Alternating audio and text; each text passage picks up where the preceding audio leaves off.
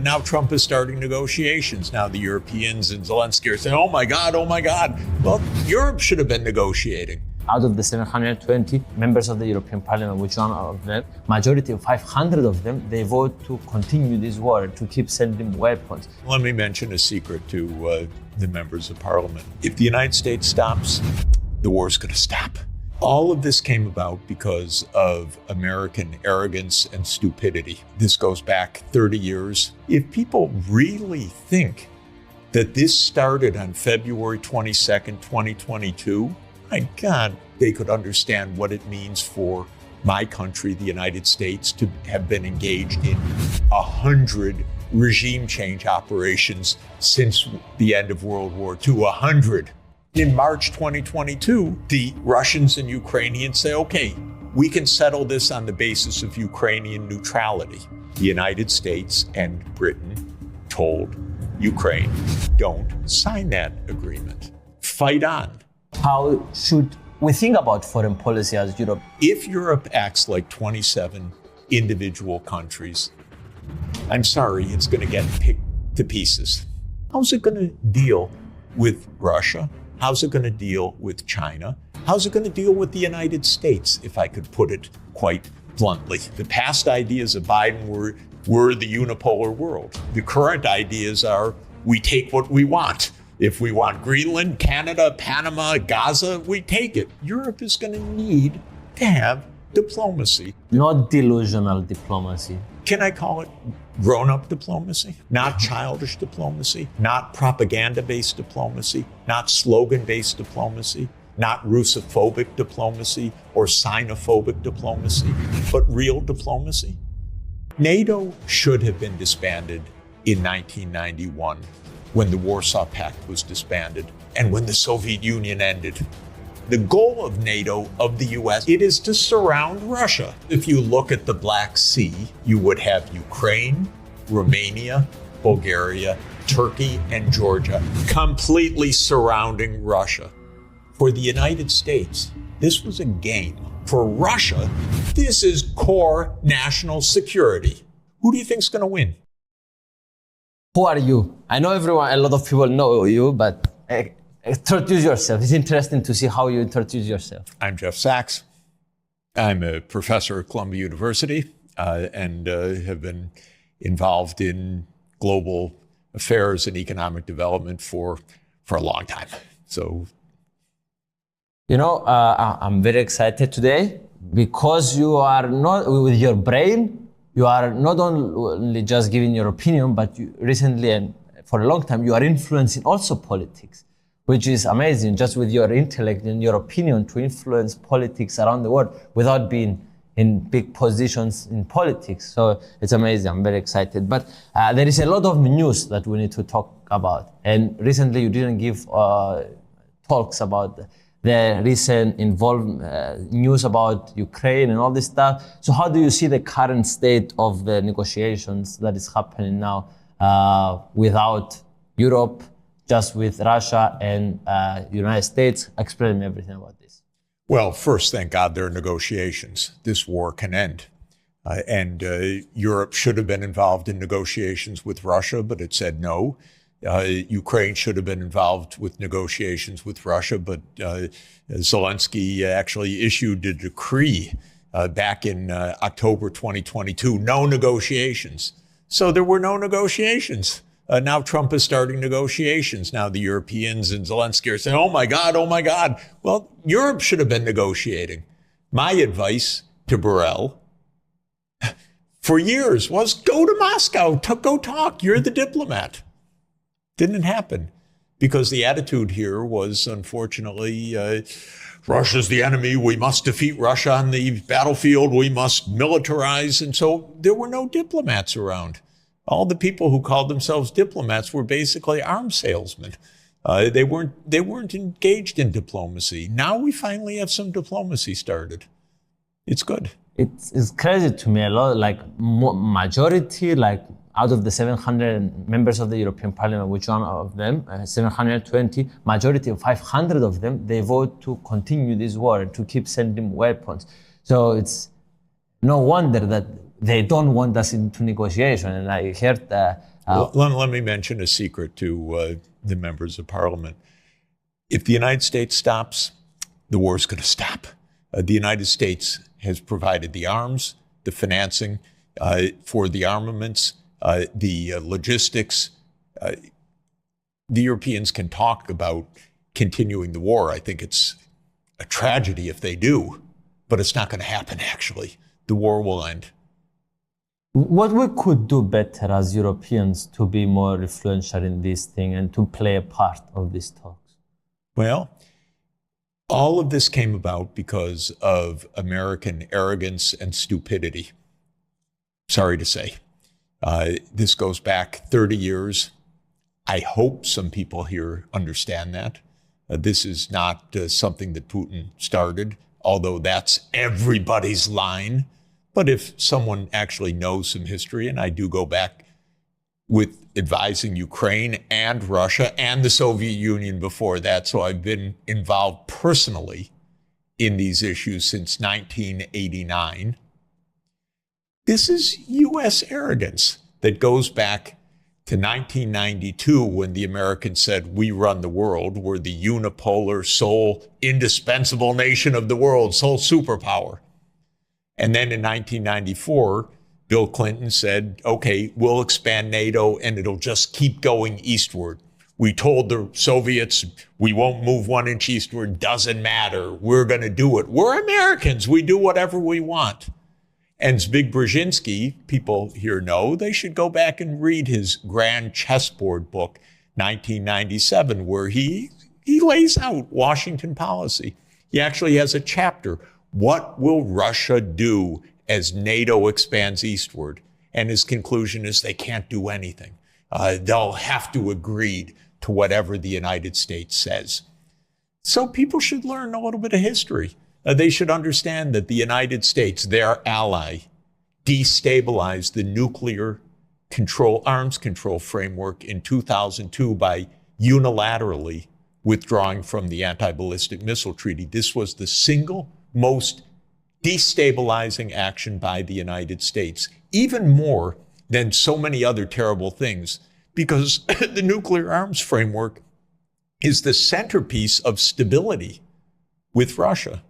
And the United States unilaterally walked out. The Russians were extraordinarily upset about this. And then the U.S. started placing anti-ballistic missile systems in Poland and Romania, these Aegis missile systems. And listen to what the Russians are saying. It would be like Russia putting missile bases in Mexico or Canada. Do you think America would say, well, that's their business. You know, how can we have any concern? And then if the United States expressed a concern, Russia would say, well, but Canada wants it or Mexico wants it. This is the childish attitude of the United States. Then in 2014, the United States participated in a violent coup that overthrew the Ukrainian government. And within a nanosecond of that violent coup, the U.S. said, we recognize that new government. And then came the Minsk Agreement. And the Minsk II agreement was backed by the UN Security Council. And what did Ukraine and the United States decide behind the scenes? We don't have to take that seriously. Forget it. We don't like that agreement. That was at gunpoint. UN Security Council backs this unanimously. The United States says, no, don't worry about it. So the war continues already from 2014 to 2021. Tremendous shelling and deaths in the Donbas region. Then Putin says at the end of 2021, we need a new security arrangement between Europe and Russia, between the United States and Russia. Europe, of course, doesn't act at all because it has no foreign policy other than obeying the United States. The United States tells Putin, no, we don't negotiate over that. Big surprise that the war escalates, huh? And then in March 2022, the Russians and Ukrainians say, okay, we can settle this on the basis of Ukrainian neutrality. So what happens? We know what happens. We know from insiders what happened. The United States and Britain told Ukraine, don't sign that agreement. fight on. This is even the words of one of the biggest bumbling idiots of our modern statesmanship, Boris Johnson, who says Western hegemony depends on this. Are you kidding? Yeah, good. Okay, so negotiations stop. Ukraine leaves the negotiating table. Probably 1 million Ukrainians are dead or gravely wounded since that moment. Zelensky issues a decree because he rules by martial law. We say it's a democracy. He rules by martial law. And by martial law, he issues a decree. No negotiations with Russia. How clever. What about Europe's negotiators? Well, I'm sorry, but Mr. Borrell was not negotiating with Russia. He was warmongering. We're blackmailing. Annalisa Baerbock, foreign minister of Germany. A word of peace? No, we will never negotiate until this moment. Okay, so finally negotiations are started. Maybe Ukraine will be saved by all of this. But the issue here is there's a history to this. If people really think that this started on February 22nd, 2022, my God, they could learn a little bit, that there's a little bit of background to this. They could understand what the U.S. is. They could understand what it means for my country, the United States, to have been engaged in 100 regime change operations since the end of World War II. 100. These are documented. This is, you destabilize regimes, you make coups. This is the game. They might even read the New York Times, which once in a while tells the truth, like the story about the CIA operations all across Ukraine aimed at destabilizing Russia. Is this how we behave as grown-ups in this world? Come on, this is so dangerous. So we shouldn't follow what the US was doing as Europeans? This is basically what you're saying? Of course, Europe should have a foreign policy, but a grown-up foreign policy. A grown-up foreign policy means you actually sit down and discuss your concerns with the other side. You don't just make hate speech or say, you're evil. You're Hitler. That's not negotiating. The idea that, oh, negotiation is appeasement is Hitler, this is the only thing, so never talk to the other side. This is a little primitive in this world. Really primitive. But what's sad, I love Europe, and I am trying desperately for years to say to Europe, the U.S., you're going to put everything in that hand. You don't understand how the U.S. works. I'm sorry to say I was right. Now they're running. Oh my God, how could they do this? And I would say, how could you not understand? Maybe because I'm an American, I've lived through the Vietnam War. I've lived through the Contra Wars. I've lived through the 2 Iraq wars. I lived through the U.S. destabilization of Syria. I've lived through the U.S. destabilization of Libya. I've lived through the U.S. invasion of Afghanistan. I've lived through the U.S. complicity in this massacre underway in Gaza. I've lived through every one of these. What would they like to know?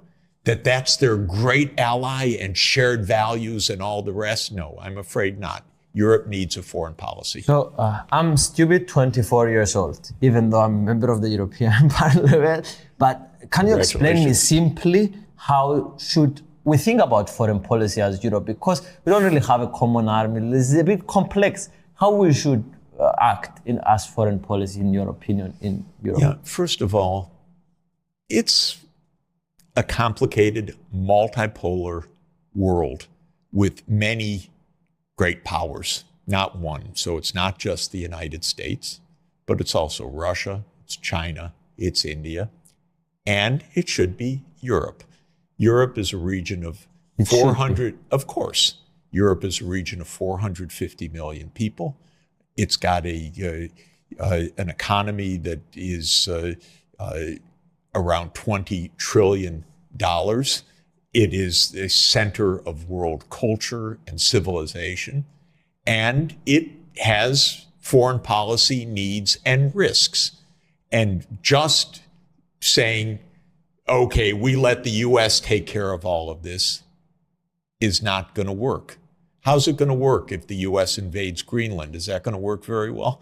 How's it going to work if the United States threatens Europe in countless different ways, which it might? How's it going to work when the US has diplomacy with Russia and Europe does not? Even though Europe and Russia are on the same continent, the United States is thousands of miles away. How's that going to work?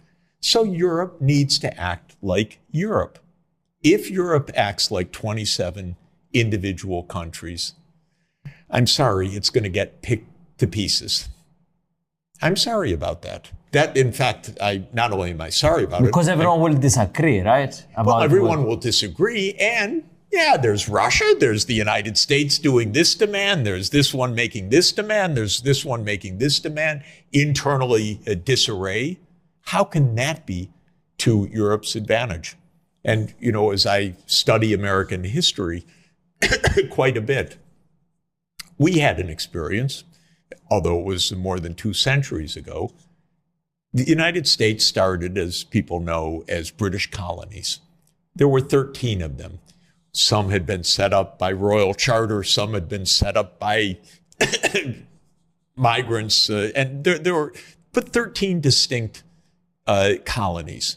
They united for the purpose of fighting for independence, starting around 1774, 1775, and then the Declaration of Independence in 1776. With French help, they beat the British. Without French help, by the way, no America as an independent country. But with the French help, with France being a major power at the time, the British said, okay, have your independence. Treaty was reached in 1781. What happened then was something like the European Union. The 13 formed a kind of union, but it was a confederation, and the governing constitution was called the Articles of Confederation. It was very weak. You needed unanimity. The taxes were only at the state level, not at the federal level. There was no national defense. There was no national treaty making. It's a lot like Europe. You know, you need unanimity on all of these issues. By 1787, 6 years later, kind of miraculously, one leading politician said, we're going to go down the drain. The British are going to take us to pieces. The Spanish are going to take us to pieces. The Spanish were trying to block the American access to the Mississippi River and the port at New Orleans, for example. So they realized, and this one political entrepreneur, James Madison, realized, we better have a real union, not just a kind of we get together and we have a weak union where there's no real foreign policy, and maybe, I don't think they called it a high representative vice president in the United States, but we didn't have someone who could represent the United States. We didn't have the treaty-making power effectively. So they made a new constitution, and they made a federal government that created a real government. Frankly, Europe needs to be more united right now. How's it going to? Yes, how's it going to deal with Russia? How's it going to deal with China? How's it going to deal with the United States, if I could put it quite bluntly? Okay. And it needs actually a foreign policy. But then it needs to be a sensible foreign policy. If you live on the continent next to Russia, you don't stand up and scream every day, you're evil, you're evil, you're evil. You actually sit down, discuss, and negotiate. You don't let the United States blow up the pipeline that provides the energy for Europe and then sit there like a dumb idiot. We don't know who did it. Well, I can give you 50 quotations by American officials saying we'll never let that happen. I can quote on video show you the President of the United States saying on February 7th, 2022, if Russia invades, Nord Stream will be finished. And then the reporter says, but Mr. President, how can you do that? And he says, believe me, we have our ways. If Russia invades, that means tanks or troops crossing the border of Ukraine again. Then there will be no longer a Nord Stream 2. We will bring an end to it. How will you do that exactly? Since the project and control of the project is within Germany's control. We will. I promise you, we'll be able to do it. Is that a clue? Well, the Europeans couldn't figure that out, that little clue. There's Chancellor Scholz standing next to Biden. Quiet. He heard all of this. Then the pipeline gets blown up. We don't know who did it. We don't know. And then there are the investigations, but those have to be kept secret, even from the Bundestag, even from the public, even from the United Nations. This is not foreign policy. This is not foreign policy. This is doing what the United States wants, but now you obviously can't just follow Trump. Obviously, they thought naively they could follow Biden. I could have told them, and I did tell them repeatedly, no, you can't. You should understand the United States. You should understand how weak the foreign policy is. You should understand how crazy the idea of U.S. unipolarity is. Understand this. You know what I was told here? Don't talk to me anymore. Because to be anti-American, I'm not anti-American, I'm an American citizen. I have my job, I have my family, I'm trying to get American foreign policy not to wreck the world. But Europe should have its own foreign policy. This is the bottom line.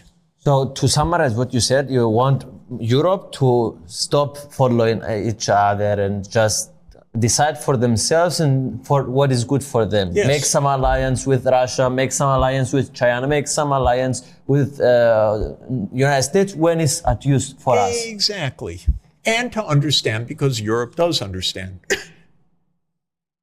The best is to do all of this under the framework of multilateralism. Actually make the United Nations work. Now, strangely, if you ask of all the countries who ignores the UN the most, I'm sure every member of parliament would say, oh, Russia. But you know what? I've actually done the numbers across many different dimensions. It's not even close. The United States is the country that ignores the UN completely. Although the UN sits on the East River, I work at the UN for the last 25 years. The US is the country least aligned with the UN. And for Europe, which is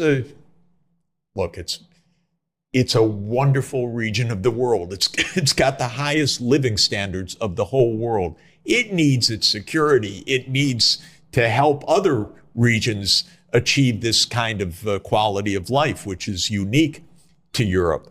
But to do that, an effective United Nations is the most important way.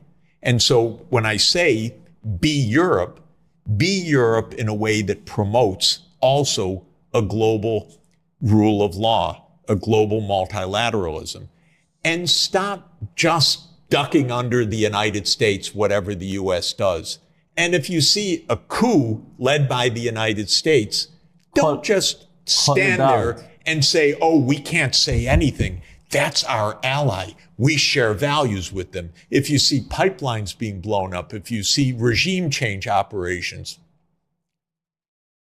you can't just say, oh, that is normal. If you see the US complicity in what Israel is doing in Gaza, which I believe is a genocide, you don't just sit there. You have your own policy. If you see, after negotiating with Iran, the JCPOA in 2016, and then Trump comes in 2017, blows it off, You don't just sit there quietly and say, that's our ally, the United States. We can't say anything. You have to have a European policy. Sometimes the U.S. will do things right. Sometimes they won't. Sometimes the U.S. may do something in the global interest. Often the U.S. won't. The U.S. just walked out of the Paris Climate Agreement. Where's Europe on this? Well, maybe they mumble a few words, oh, we don't like that. But that's our ally, the transatlantic relationship.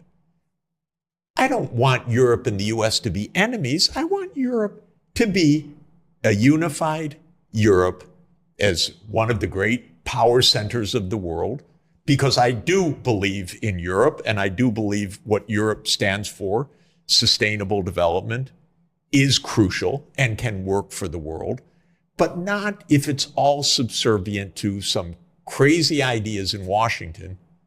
The past ideas of Biden were the unipolar world. No. The current ideas are we take what we want. If we want Greenland, Canada, Panama, Gaza, we take it. Well, this is not going to work either. So Europe is going to need to have diplomacy. But if the diplomacy is only shouting against Russia, believe me, that's not diplomacy. That's not effective. Not delusional diplomacy. Diplomacy based on ground truth. Can I call it grown-up diplomacy? Not childish diplomacy, not propaganda-based diplomacy, not slogan-based diplomacy, not Russophobic diplomacy or Sinophobic diplomacy, but real diplomacy. I want you spoke about Trump. Did it surprise you, and how Trump thinks about his foreign policy in a way?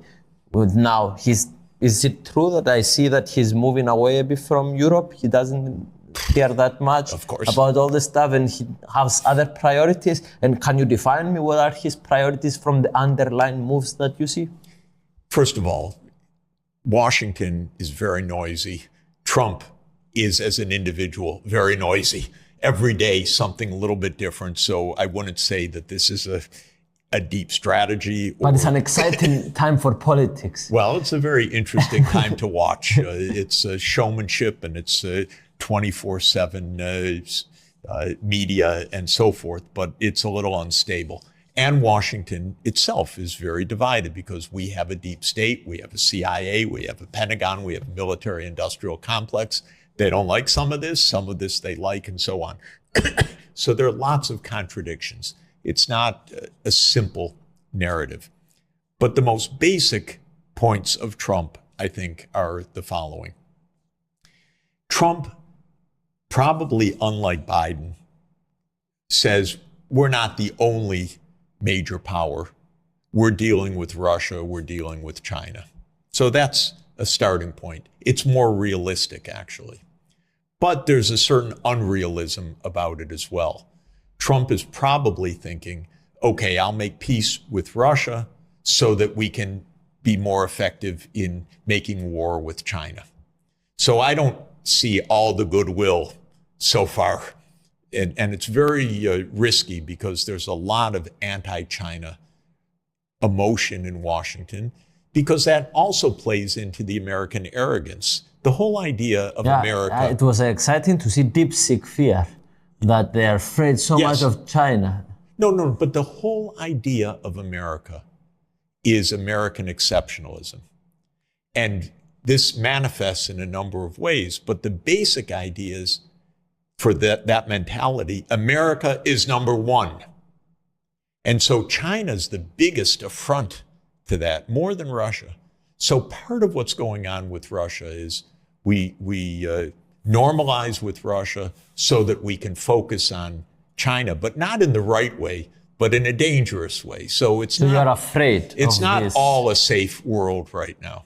Second thing is there are three big hotspots in the geopolitical world. There are other hotspots like Sudan or Democratic Republic of Congo, which are major conflicts, but not geopolitical in quite the same way. So the three big geopolitical conflicts are the U.S. war with Russia in Ukraine, because that's a US-Russia war. That's a war over NATO enlargement fundamentally. The second is the war in the Middle East, which is basically Israel's war to crush the Palestinian people forever. That's the basic idea.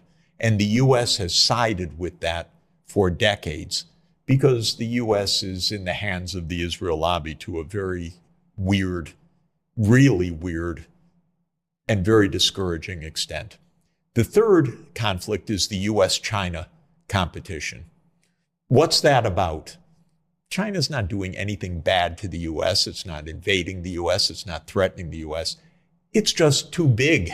It's too successful for the US. It is a bigger economy measured in purchasing power prices. That's an affront to the United States.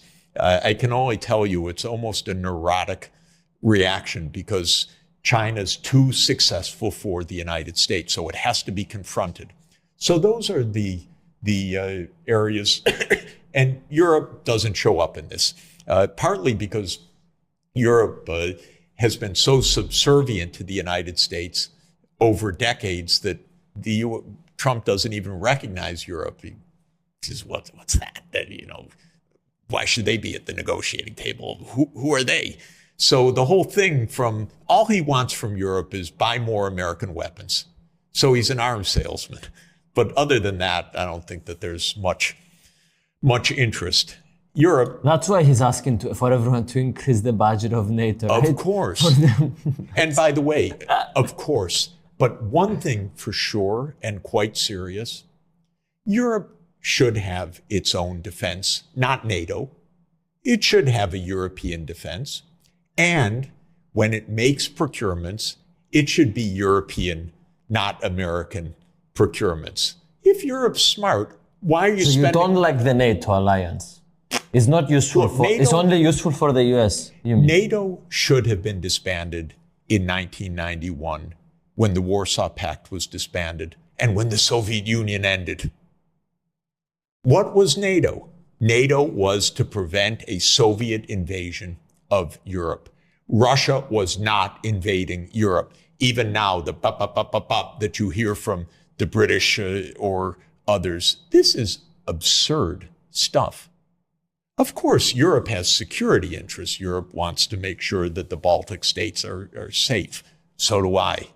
But those are specific security issues that should be discussed with Russia, with the Baltic states, under a framework like the Organization of Security and Cooperation in Europe. That is not a NATO business, especially when the goal of NATO, of the US, is something completely different. It is to surround Russia. And it's all explained for decades. If anyone cares to read about this, they would understand this. So we're fools, the Europeans, to be able to play the game of the Europeans thought this is pretty clever. We don't spend much on defense and the US defends us. Okay, but where Europe went completely wrong was the failure to differentiate being defended from being offensive. And the first wave of NATO enlargement was already a cheat on the agreement, but it was Hungary, Poland, and the Czech Republic. The Russians said, we don't like this. You told us no. But how much did they complain? A bit. But these are countries not on their border. Then the next wave, that got right up to the collar because that was the 3 Baltic states, Estonia, Latvia, Lithuania, and it was also Black Sea countries. So starting this action in the Black Sea, Romania and Bulgaria, and it was Slovenia and Slovakia. And the Russians said, you're getting awfully close. You promised you wouldn't do this. And in 2007, Putin made a famous speech at the Munich Security Conference, said, don't go any farther. Stop. Of course, when the United States hears this, what do they say? We have to go farther. No one tells us what to do. Believe me, this is the American mentality. I grew up in that country. I understand. And so in 2008, at the Bucharest summit, As Biden was saying a lot of times, we are the goddamn United States of America. exactly, 2008, in Bucharest, Chancellor Angela Merkel knew this is very dangerous because the U.S. wanted a commitment to Ukraine and to Georgia. She resisted. Many European leaders resisted. Many talked to me about the meeting afterwards. And then in the end, Europe folded its hand because the U.S. calls the shots. And in 2008, in the Bucharest NATO summit, the fateful promise was made that Ukraine and Georgia would become part of NATO. Why Georgia? Okay, this is also good geography. Georgia. Why Georgia? To surround Russia. Because if you look at the Black Sea, you would have Ukraine, Romania, Bulgaria, Turkey, and Georgia completely surrounding Russia. Now, why would you do that? Because a geographer would tell you, Brzezinski would tell you, that ends Russian power in the Eastern Mediterranean and the Middle East. That surrounds them. This is clear. And by the way, it was exactly the idea of Palmerston and Napoleon III in 1853 in the first Crimean War. This is the second Crimean War we're fighting right now. It was exactly their idea. Take the Russian fleet out of the Black Sea. We're doing it again. This is primitive stuff. Do we really have to have this war? And But now Trump understood that is not the danger, Russia, the he big understood danger. exactly. It's China, the danger. So he's removing the focus That's it. from there. And one should understand, and this is really the point, and it's really the tragedy. For the United States, for Brzezinski and others, this was a game. He called it a chessboard. This is a game. For Russia, this is core national security. Okay, now you're fighting right on Russia's border. One side, it's core national security. The other side, it's a game. Who do you think's going to win? The Russian people that they think is an existential threat to them. Thank you. A little obvious. I said this to the Ukrainians repeatedly. So, I said this to Borrell repeatedly. I said this to many European leaders repeatedly. But there was not independent thinking allowed because this was a US-led game, because Europe didn't have a foreign policy. So just to summarize everything you said, so you're saying that Europe needs to get out of NATO or inform their own kind of exactly. army. Europe needs its strategic autonomy, I think is the technical phrase. It needs its own military and defense policy. It needs its own military and defense industries, by the way, not to be spending 80% of its outlays on the United States. That's our business. That's what Trump's an arms salesman. But Europe needs to be able to develop its own capacity. And then Europe is one of the great powers of the world. And it should sit down with Russia and say, we have security issues. We don't like our eastern border. It feels vulnerable. What shall we do about it? How are we going to have relations that are stable? Because for Russia, it's also an issue positive to have stable relations. Russia just saw the U.S. pushing further, putting its missile systems, putting NATO enlargement, leaving the Intermediate Nuclear Force Agreement, leaving the ABM agreement. Europe wouldn't acknowledge any of those provocations because the only word you could use in Europe is unprovoked. So if Europe is grown up in this, if I could use the expression, and Europe is 2,000 years old, and the United States 200 years old, so Europe really should be 10 times more grown up than the United States. It should act as Europe, and it should negotiate with Russia. It should negotiate with China. It should negotiate with the United States. It should promote multilateralism and the United Nations. It should have its military defense, no doubt about it, but it shouldn't farm it out to the United States.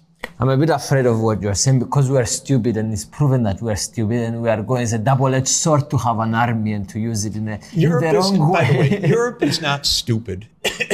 Europe, our first of all, leaders, it has a very bad habit of fighting inside Europe.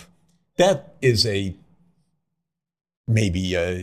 fighting inside Europe, meaning too many wars inside Europe.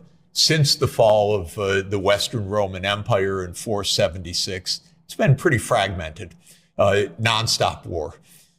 So there was 100 years of relative peace, partly based on European imperialism outside of Europe. But since 1945, the best peace, real peace.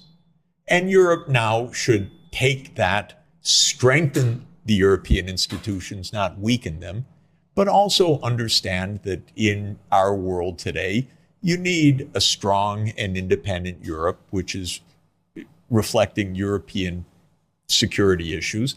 I don't say that the issues with Russia are non-existent. If I were the Baltic states, I'd be worried.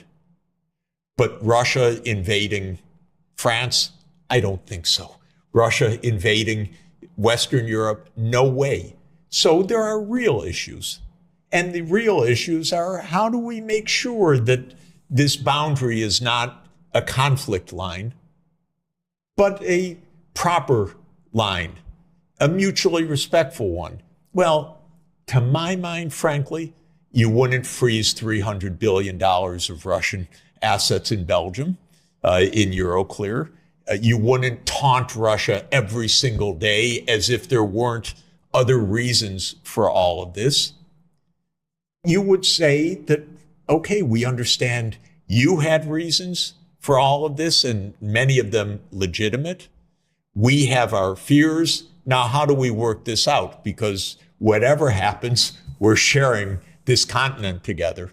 And maybe we go back and revisit the concept of collective security in the OSCE, which to my mind is a hugely, hugely beneficial idea, much better than the NATO us versus them idea.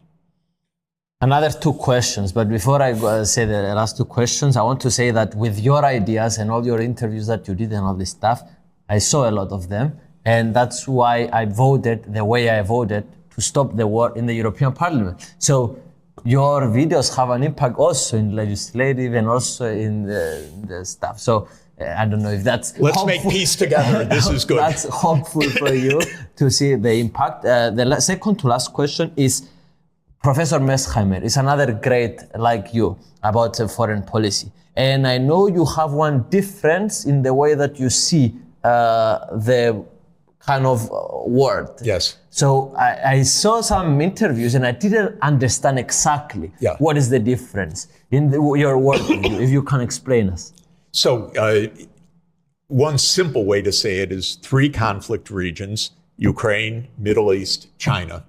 On 2 out of the 3, we see completely eye to eye on explaining the source of the crisis, on explaining how it should be resolved, on explaining the U.S. foreign policy mistakes. On the 3rd, on China, we have a difference of view. John, who's a very good friend and a wonderful, wonderful scholar, says, well, it's inevitable that the U.S. and China are going to compete with each other, and even that competition can fall into conflict, and that conflict could become a war. His big book, his magnum opus, is The Tragedy of Great Power Politics. My view is no tragedy. We must not have a tragedy, especially, if I could say, in the nuclear age. No tragedy, no war with China. We have to absolutely say we're not going to have a war with China, so we have to take steps, both sides, not to provoke each other. So my view is, for example, the U.S. should stop arming Taiwan. Because Taiwan could very well become the Ukraine of East Asia, the place where there's the war between the US and China. Have some restraint on the US side. I do not want China arming Mexico or Canada. Even if those two countries are uncomfortable with the United States, I do not want China arming them. And if China did, we'd likely have a war with China. And the United States should think basically the golden rule. We should not do what we don't want China to do to us. So that's my argument. John's argument is, it's inevitable. Who follows the golden rule? We're going to have a conflict. I say, John, it's a kind of a self-fulfilling prophecy. He says, yeah, it is. I said, John, it's a tragedy. Yes, Jeff, it is a tragedy. And so part of it is, I'm just a believer that we can construct peace. And he's more of a pessimist. But we're dear friends, by the way. So you have a bit more optimistic view that you can make things not to come to lead to a conflict with China in the long term, and he says it's inevitable. He doesn't say it's inevitable, but he says it's so hard to stop. And my view is we have to do everything to try to stop it. Okay. I want to say, before the last question, that this, from the bottom of my heart, thank you. I love you, and this was an honor. Well, it's great to be with you. Thank you so much. And congratulations on being the voice of young people in Europe, and also just helping to understand these issues, which is so great. Yes, more information, especially like this, grounded, is always good. And transparency. So the last question is, you are going to die in 30 seconds. If this was true, what your last words in this planet you wanted it to be? I would hug my children and grandchildren and my wife. That's what I would do for the last 30 seconds, frankly, because everything that I'm doing, I feel, is for my grandchildren and everyone else's grandchildren. That's honestly how I view this, which is we're the grown-ups. We should act like grown-ups to take care of our children and our grandchildren. Thank you. Thank you guys for watching until the end. We love you.